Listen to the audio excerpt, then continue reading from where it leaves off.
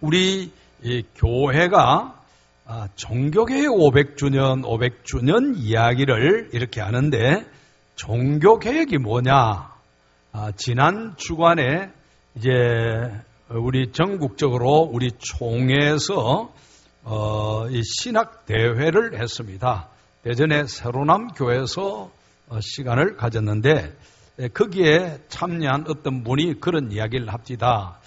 도대체 종교개혁이 뭡니까? 그 의미를 우리가 잘 모르겠습니다. 그 전에 아주 신학적인 것을 이야기했기 때문에 거기에 참석한 어느 이제 장로님이 그런 이야기를 했습니다. 그래서 종교개혁이라고 하는 것은 성경의 가르침으로 돌아가자. 그게 종교개혁입니다. 원래 성경의 가르침대로 우리 기독교가 내려오다가 지금의 로마 가톨릭 천주교지요. 천주교가 이 길을 잘 이렇게 오다가 옆으로 삐딱하게 나갔습니다. 삐딱선을 타고 엉뚱대로 나갔습니다. 성경과 거리가 먼 데로 가서 그냥 면죄부 팔고 속죄부 팔고 이래서 치부를 많이 했습니다. 그래서 이제 잘 믿으려고 하는 주의 백성들이 보니까 이것은 아니다. 그래서 성경의 가르침대로 돌아가자. 원래 성경의 가르침은 그런 것이 아니다.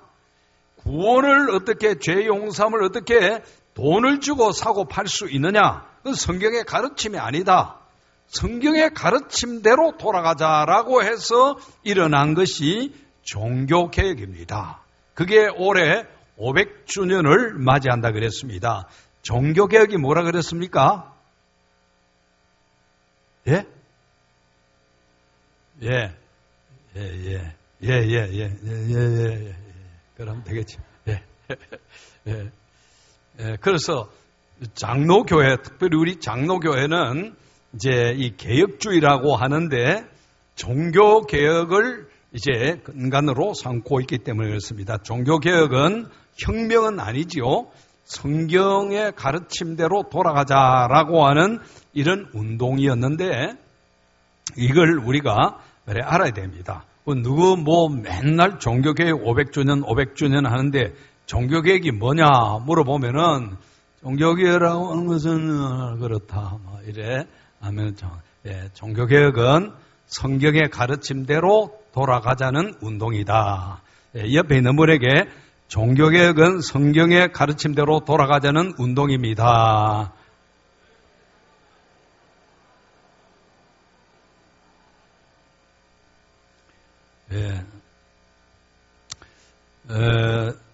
지난 주일에도 우리가 살폈습니다마는 칼빈주의 5대 강령이 있다 그랬죠. 그래서 이 칼빈이라고 하는 사람은 우리 성경의 원리를 성령의 은혜 가운데서 성경을 통해서 가장 잘 정립한 사람이 칼빈입니다.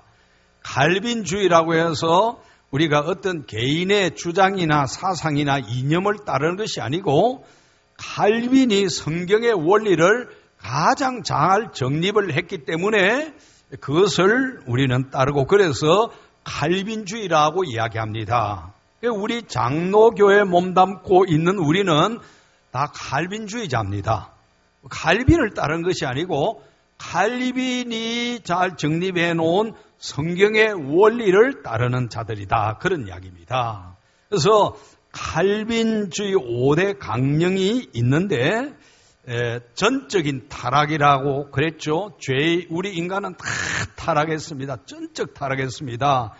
그리고 하나님께서 우리를 타락한 죄인들, 멸망받을 죄인들 중에서 얼마를 선택을 하셨습니다. 그런데 그 선택의 조건이 무엇이었습니까? 무조건 선택이었습니다. 조건이 없다 그랬습니다. 여러분, 저와 여러분들이 오늘 이 거룩한 날에 온 세상의 헛된 일에 가서 우리의 인생을 허비하지 아니하고 하나님 앞에 예배 드릴 수 있도록 이 선택을 받았는데 이 하나님의 자녀가 되는 선택은 조건이 없습니다. 인물이 잘나고 돈이 100억 이상 되는 사람이고 키가 1m 80 이상 되고 그리고 미스 코리아 정도 출신이 돼야 되고 학벌은 최고한 박사학위를 가지고 이런 제한이 조건이 없습니다. 무조건 선택이라는 이야기. 그래서 여러분 우리가 몰라서 그렇는데 이 성경의 원리, 신의 원리를 잘 알면은 너무너무 믿음도 깊어지고 은혜도 풍성해지는 것입니다. 우리가 하나님 앞에 범죄하고 타락한 이런 전적으로 타락한 이런 죄인임에도 불구하고 하나님이 왜 우리를 이렇게 구원해 주셨는가? 그 구원할 때 하나님은 우리를 무조건적으로 선택해 주셨습니다. 이런 은혜를 입은 사람들은 세상적인 눈으로 볼 때는 이 세상에 가서 온 놀러 다니고 또 모여서 이제 술 마시고 세상 쾌락 즐기는 것을 좋은 것으로 여기고 너희는 왜 그렇게 고리타분하게 교회 안에 갇혀 있느냐 그렇게 말하지만은 이 은혜와 구원을 받은 사람은 이 거룩한 날에 하나님 앞에 모여서 예배 드리는 것보다도 더 영광스러운 것이 없음을 알게 되지는 것입니다. 이 칼빈주의 5대 교리는 알미니우스라고 하는 사람들 그리고 알미니우스라고 하는 사람과 그를 추종하는 사람들의 때문에 칼빈주의 5대 강령이 생겼다 하고 이미 말씀을 드렸죠. 알미니우스라고 하는 사람이 칼빈주의와 성경과는 거리가 전적으로 먼 그런 주장을 했습니다.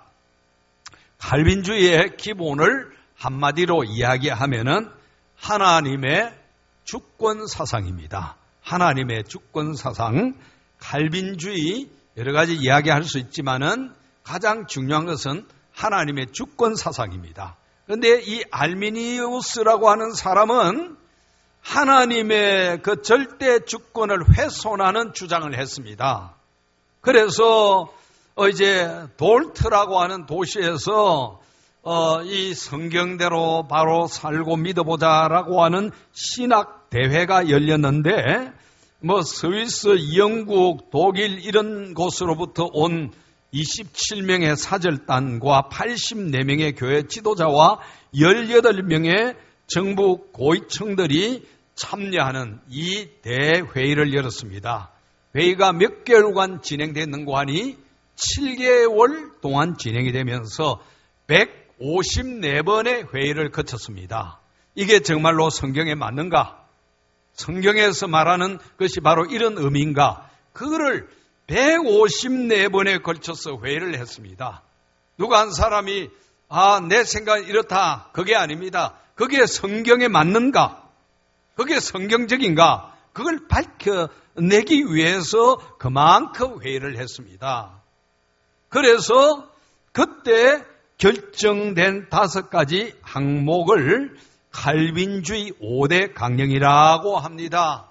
오늘은 그 3번째로 제한 속죄 혹은 제한적 속죄에 대해서 말씀드리고자 합니다. 제한 속죄, 제한된 속죄, 제한적 속죄. 속죄라는 말이 무슨 말입니까? 속죄함, 속죄함, 주 예수 내 죄를 속했네. 속죄가 무엇입니까? 속했다. 뭘? 죄. 대가를 지불하고 죄를 속했다. 죄 용서함을 받았다라고 하는 것이 속죄입니다. 속죄. 자, 이 죄값을 지불을 했는데 우리 성경에는 우리 인간이 지은 죄를 인간이 대신 지불할 수가 없습니다. 그래서 누가 대신 지불했습니까? 예수 그리스도께서 십자가 위에서 우리의 죄를 대신 속죄하기 위하여 그 사형틀에 십자가의 사형틀에서 돌아가셨다라고 하는 그런 이야기입니다. 그래서 죄값을 지불했다. 속죄라고 하는 것입니다. 그런데 예수님께서 십자가에서 죄인의 죄를 대신 속죄해 주셨는데 그게 누구에게 유효하게 해당이 되느냐, 그런 이야기가 제한 속죄입니다. 아무에게나 예수님의 십자가 보혈의 공로가 적용되는 것이 아니라 그런 이야기입니다. 조금은 이제 난해할 수도 있습니다만은 성경에 모든 사람이 다 구원받기를 원한다라고 하는 말씀이 있는데 어떻게 예수님의 십자가의 그 피공로가 제한적이라는 이야기인가? 예수님이 십자가에서 쓰신 그 피공로는 온 우주를 다 속죄하고도 남음이 있습니다. 남음이 있지만은 그렇게 하지 아니하시고 일부에게만 해당되도록 하셨습니다. 어떤 사람? 택함을 받은 사람. 할렐루야. 예? 여러분 나중에도 살펴보겠습니다마는 우리가 가진 이 구원과 믿음은 그냥 되어진 것이 아닙니다. 특별한 하나님의 은혜와 사랑 가운데서 이루어진 것입니다. 우리가 그 하나님의 자녀로 선택받았다. 내가 어떻게 그 하나님의 자녀로 선택받았느냐? 선택 못 받아도 불평할 수도 없이 지옥 가야 되는데 나는 어떻게 이 은혜로운 선택을 받고 하나님의 자녀가 되어졌는가? 예수님의 그 십자가 피공로가 내게 유효했기 때문에 내 죄가 깨끗하게 씻음받고 천국 가는 의로운 하나님의 백성이 되어진 것입니다. 천국에는 아무나 갈 수가 없죠. 아무나 갈 수가 없습니다. 자, 이것을 위해서 이제 하나님이 하시는 일, 중요한 일이 세 가지가 있는데 첫째는 창조입니다. 그 다음에는 두 번째는 섭리, 세 번째는 구원. 자, 하나님의 하시는 큰 일 세 가지가 첫째는 뭐라고요? 창조, 우주와 만물을 창조하시고, 그 다음 두 번째는 섭리, 모든 우주 만물이 하나님의 뜻대로 다 운행되어지도록 관리하시고 간섭하시는 것을 섭리라고 이야기합니다. 그리고 가장 그 중에서도 중요한 것 중에 중요한 것이 죄인을 구원하는 것입니다. 자, 하나님의 하시는 큰 일 세 가지, 창조, 섭리, 구원. 예, 옆에 있는 분에게 한번 이야기해 보십시오. 하나님의 하시는 큰 일 세 가지, 무엇입니다. 예.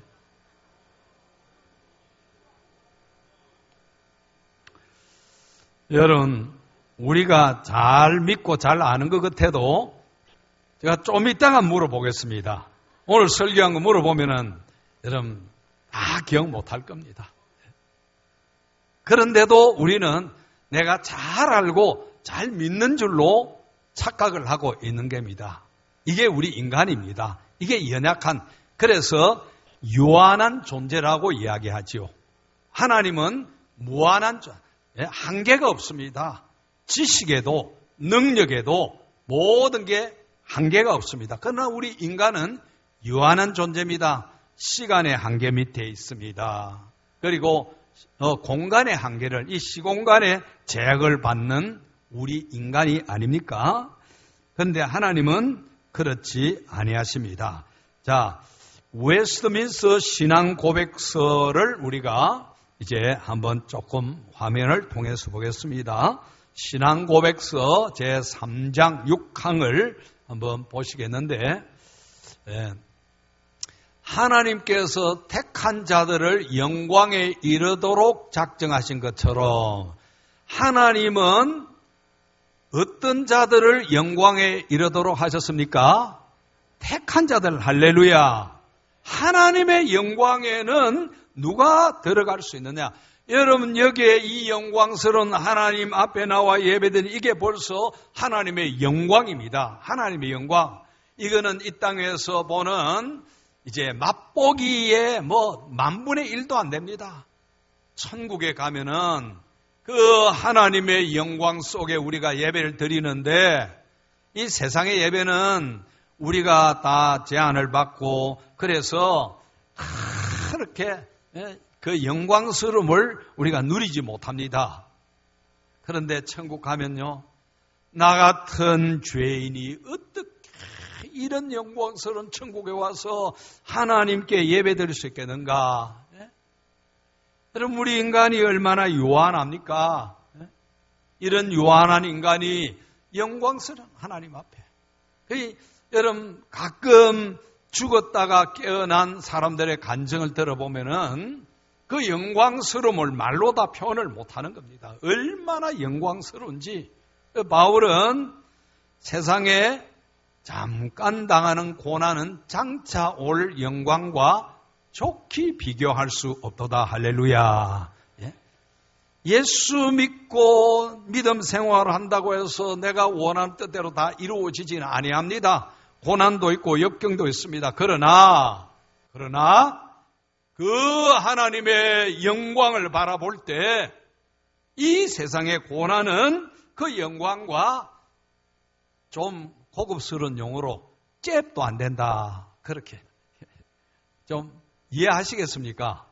용어가 어려워서 잽이 안 된다는 이야기입니다. 하나님께서 택한 자들을 영광에 이르도록 작정하셨다. 그러니까 이거 생각하면은 얼마나 고맙고 감사한지. 여러분, 우리 직분 받은 분들은 정말로 잘 감당하시기 바랍니다. 여러분들 뭐 보고 그런 영광스러운 직분 주셨습니까? 우리 찬양단 찬양할 수 있는 직분 주신 것. 이게 얼마나 영광스럽고. 우리 주일학교 교사들은 참 수고 많이 합니다. 제일 직분 중에 제일 수고하는 직분이 교사입니다. 그 홀리게 말도 안 듣고 그랬는데 우리 유치부 같은 경우는 전에 보니까 불신 가정에 잠자는 아이 깨우러 가면은 아침부터 예수쟁이가 집에 들어온다고 문전박대를 할 때도 있습니다. 그럼에도 불구하고 그 아이들을 데리고 와서 예배 드리게 하는 겁니다. 그럼 그 아이에게 좋은데 부모들은 그걸 모릅니다. 여러분, 우리가 목사의 직분, 장로의 직분, 집사의 직분, 내가 주님을 위해서 일할 수 있는 직분이 얼마나 영광스러운 것인가. 우리가 뭔데 하나님의 이 영광스러운 나라에 직분자로 쓰임받을 수 있는가. 여러분, 성경의 믿음의 기본을 제대로 알면은 우리가 하나님 앞에 부름받고 쓰임받는 게 너무너무 귀하고 내가 주님이 주신 은혜에 무엇으로 보답할고 하는 마음이 우리 마음에 늘 넘치게 되어지는 것입니다. 이 은혜가 없으면은 우리가 감당하기가 어렵죠. 자, 우리 웨스트민스터 신앙 고백서 하나님께서 택한 자들을 영광에 이르도록, 그러니까 택한 자만 영광에 들어가고 택한 자만 구원받는다. 택한 자만 예수님의 피공로에 의해서 속죄함을 받는다. 그래서 제한적 속죄라고 이야기합니다. 아무에게나 주님의 십자가의 공로가 적용되는 것이 아니고 택한 자들, 영광에 이르도록 작정된 자들에게만 그렇게 되어지는 것입니다. 얼마나 영광스럽습니까? 그는 그의 영원하고 가장 자유로운 뜻과 의사에 의하여 그것을 위한 모든 방법들을 예정하셨다. 영원하고 가장 자유로운 뜻과 의사, 하나님의 영원하고 자유로운 그 뜻과 의사에 의해서, 그러니까 하나님의 주권대로 하셨다라고 하는 이야기입니다. 하나님의 주권, 하나님 주권대로. 누구 강압에 못 이겨서 혹은 매수되어서 혹은 인간의 어떤 외적인 조건 보고 하는 것이 아니라 하나님의 뜻, 하나님의 의사대로 하셨다라고 하는 그런 말씀인 것입니다. 할렐루야. 이것이 우리에게는 얼마나 귀한지. 때로는 여러분 연세 드신 분들은 예배 시간에 들으면 많이 졸기도 하지요. 졸기도 해도 그냥 좀 옆에서 잘 깨워주시고 예배 드리면 됩니다. 어느 목사님이 참 부칠에 계셨는데 연세가 많으니까 교회 예배 시간만 되면 또 제일 앞자리에 앉습니다. 예배 시작만 하면 막 졸기 시작하는 겁니다. 목사님이 얼마나 딱한지. 그래 아들 불러가지고 야, 이 할아버지 옆에 앉아가지고 예배 시간에 졸거든 막 흔들어 깨우라. 한번 깨울 때마다 1,000원씩 줄게. 그래가지고 이제 아들이 보니까 할아버지 조금만 굽어가면은 막 깨우는 겁니다. 얼마나 기분이 좋은지. 몇 주간 지내놨더니 이 아들이 할아버지가 막 그냥 이리 졸고 저리 졸고 있는데도 깨우지 않는 겁니다. 불러가지고 야, 너 어떻게 된 거냐? 그러니까 아빠, 할아버지가 졸 때마다 안 깨우면 2,000원 준다고 해서 단가가 올라가니까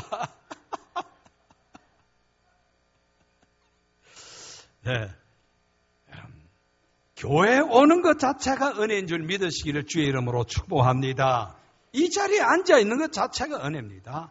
영광에 이르도록 하나님께서 택하셨고 작정하셨기 때문에 여기에 올 수 있게 되어지는 것입니다. 그렇다고 아이고 이제는 땡 잡았네 그렇게 생각하는 분들은 이게 또 곤란합니다. 전에 말씀드렸듯이 그럼 내가 거듭나느냐? 그걸 심각하게 생각해야 돼요. 심각하게 생각.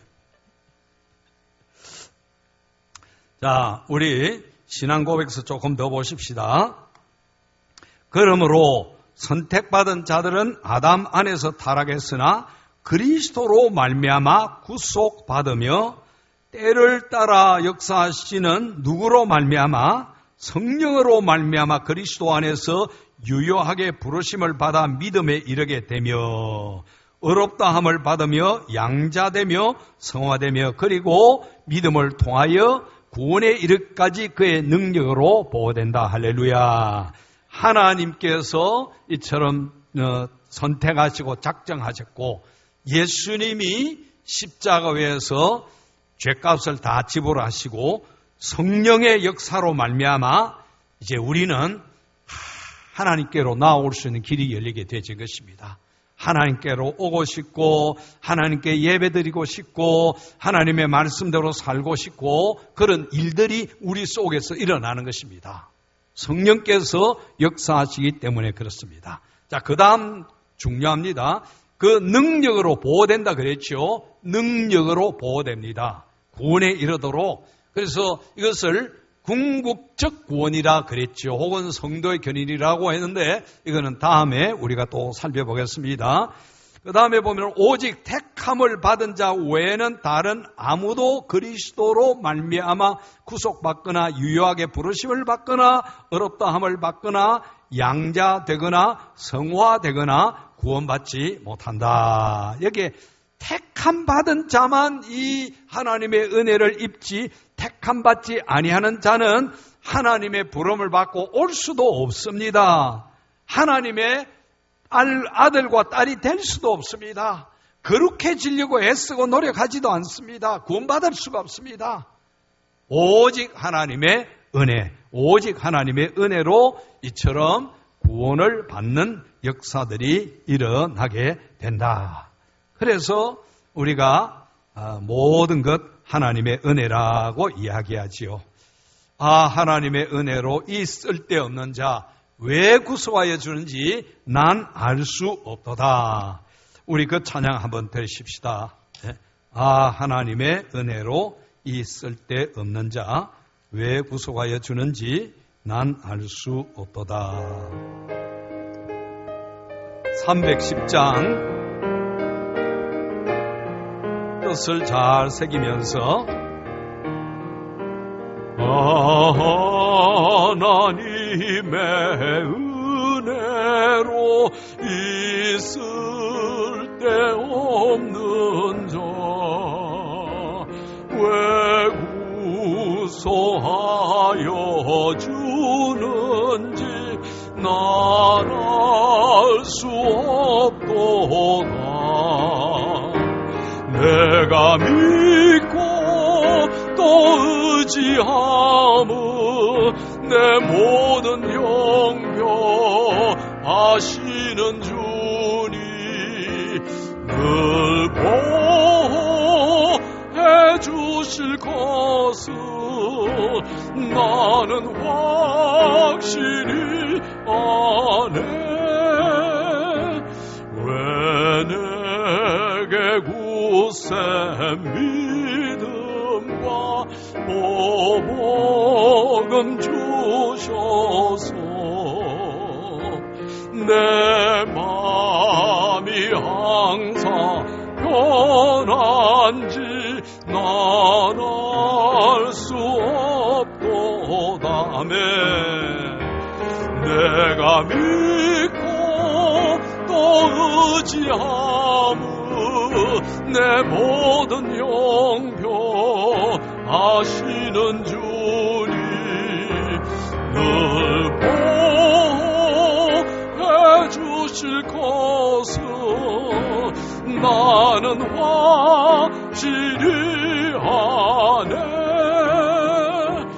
왜 내게 성령 주셔서 내 마음 감도 주 예수 믿게 하는지 주 예수 믿게 하는지 난 알 수 없도다. 내가 믿고 또 의지함은 내 모든 영병 아시는 주님 해주실 것을 나는 확실히 아네. 아멘. 마태복음 1장을 한번 찾아보십시다.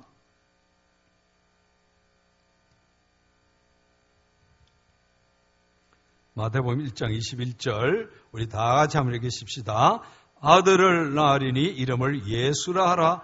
이는 그가 자기 백성을 그들의 죄에서 구원할 자이심이라 하니라. 할렐루야. 아들을 낳으리니 이름을 누구라고요? 예수. 왜 예수라고 하는고 하니 이는 그 이유는 그런 말입니다. 그 이유는 그가 자기 백성을 그들의 죄에서 구원할 자이심이라. 자, 죄에서 구원하는데 백성을 죄에서 구원하는데 어떤 백성?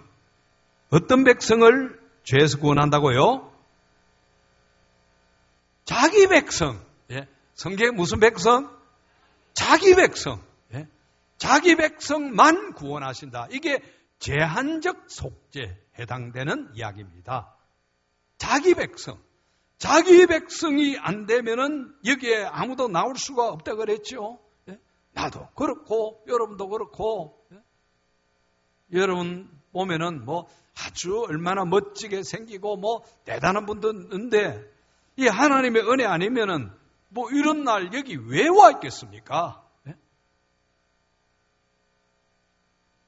하나님께서 우리를 만세전에 택하시고 하나님의 영광에 이르도록 작정하셨고 우리 예수님이 오셔서 자기 백성을 죄에서 구원하시기 위하여 십자가 지셨기 때문에 우리는 이 하나님의 자녀로서 하나님의 자기 백성이 되어서 여기에 하나님 앞에 영광 돌리고 있는 것입니다. 우리가 이 하나님의 은혜를 알아야 되겠는데 우리 요한복음 오늘 읽었던 17장을 한 번 더 보십시다. 뭐 너무 많은 말씀이 있습니다만은 어떤 성경의 베드로서에서는 모든 사람이 구원받기를 원한다고 했는데, 그러면은 모든 사람이 구원받는 것과 택한 백성이 구원받는 것은 모순이 안 됩니까? 어떻게 이해해야 됩니까? 모든 사람이 다 받기를 원한다고 했는데 어떤 성경에는 택한 사람만 구원받는다. 그거는 모든 사람은 어떤 모든 사람인고 하니 택함 받은 모든 사람, 택함 받지 않은 사람은 여기에 들지 않습니다. 택함 받은 모든 사람은 구원함을 얻는다. 하나님은 실수하지 아니하시는 분이십니다. 옆에 있는 분에게 하나님은 실수하지 아니하십니다.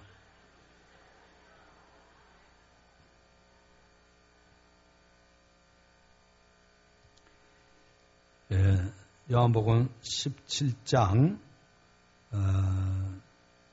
9절 한번 보십시다. 내가 그들을 위하여 비옵나니 내가 비옵는 것은 세상을 위함이 아니요 내게 주신 자들을 위함이니이다. 그들은 아버지의 것이로소이다. 하나님께서 택하신 자들을 예수님이 구원하시기 위하여 이제 그들을 위해서 기도한다는 이야기입니다. 내게 주신 자들을 위함이니 그들은 아버지의 것이로소이다. 예수님은 이 사명, 하나님이 하시라고 한 사명을 받았습니다. 4절 보십시다. 4절.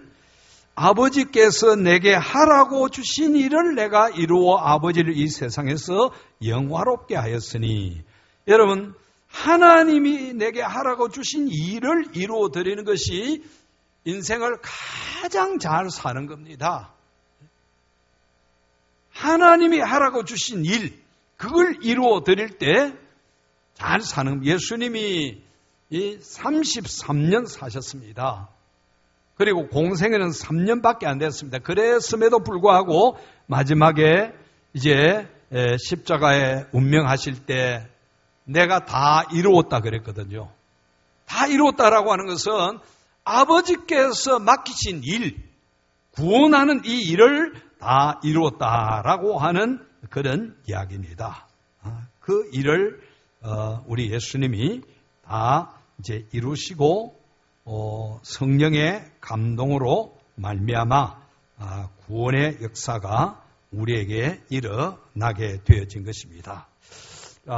우리가 뭐 이 외에도 지금 이거는 극히 일부분만 우리가 살폈습니다. 중요한 것은 우리는 보통 사람이 아니다. 하나님의 특별한 사랑을 받은 사람이다. 하나님의 특별한 사랑, 하나님의 선택을 받아 하나님의 영광 가운데 나아갈 수 있는 예정된 사람이기 때문에 그렇습니다.